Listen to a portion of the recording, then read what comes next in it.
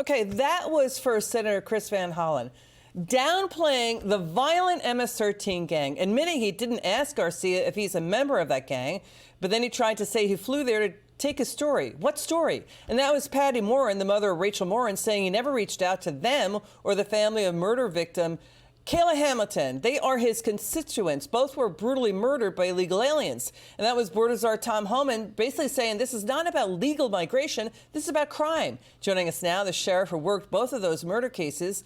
He's Harford County, Maryland Sheriff Jeff Gahler. Sheriff, thanks you so much for your service. Thank you for joining us. What do you make of all this? This is the same Democrat Senator Van Hollen who voted along with 36 or so Democrat senators against the Laken Riley Act, walked out of President Trump's joint session address when the president talked about women murdered by illegal aliens. What do we know about Garcia? Well, it's absolutely appalling that this is where Senator Van Hollen and many Democrats, the many that are down there right now, want to focus their efforts on an individual who certainly has MS-13 ties, and I 100% believe, 1,000% believe him to be an MS-13 member from everything I've read out of the police reports and what has been released. This isn't just an average person on the street. This is somebody that the police have looked at and been able to tie, and 2 immigration judges have tied him to MS-13. This just isn't a victim of circumstance, of unfortunate circumstance. This is an individual who should not be in our country, who was ordered for removal, and the mistake being apparently he couldn't be removed to El Salvador. I agree with one of the earlier guests I saw in an earlier program. If that's the case, then take him to the embassy in El Salvador, do the paperwork, and move him somewhere else. But he does not need to be in this country victimizing the citizens here. Okay, let's talk about more what police in Maryland say the other MS-13 gang members Abrego Garcia was hanging around with. He was arrested in March 2019 with serious MS-13 gang members with track records, one for multiple assaults, concealing a dangerous weapon, burglary, quote, many other crimes. Another was found guilty of gang participation, is a known and active MS-13 gang member.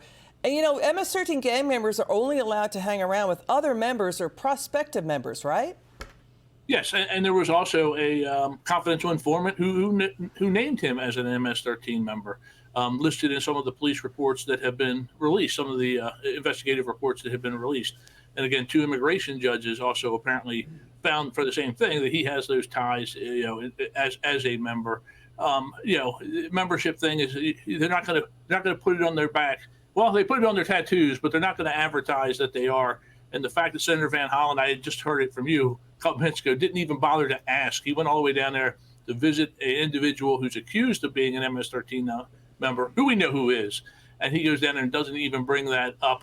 That shows how nonsensical and just misguided this entire farce of a trip was. Yeah, and here's why it's also misguided, Sheriff. I mean, they're trying to gaslight and mislead the American people that there's this brand new deportation standard of guilty until proven innocent. No, the federal law says if you cross illegally, you broke the law and you should be deported. At minimum, he should be deported for that. If you've got, criminal records, or if you basically are committing fraud and trying to get in, that also is grounds for deportation, right? So why are the Democrats still continuing to plummet their credibility down into the sewer for these misleading America, lying to America, and planting their flag on this accused MS-13 gang member?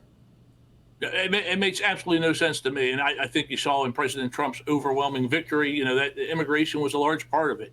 We had the horrific Rachel Morin case here, where her life was taken by a guy with an individual with gang ties in the country illegally. Then Kayla Hamilton the year before, an MS-13 member here in the country illegally. And yet they can't reach out to these people, but they want to advocate for this individual who, again, certainly has ties if he's not, but I 100% believe he is an MS-13 member. Makes absolutely no sense whatsoever. We participate in ICE's 287G program here in my county. I've been interested in the border since before taking office as sheriff more than 10 years ago, trying to secure the border.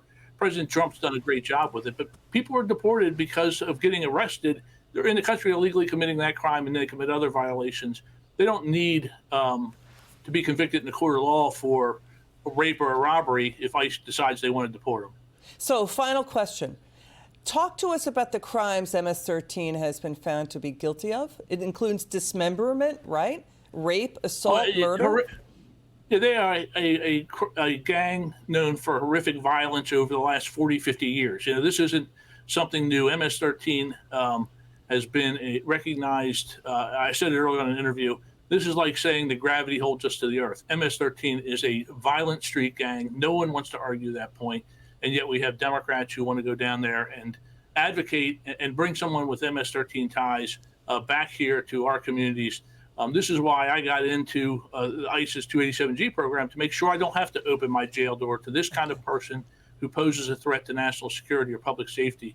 And I hope it is addressed as it appears to be, with the interest of the American people. Maryland Sheriff Jeff Gahler, thank you for your service to Maryland, to America. We appreciate you so much. Good to see you.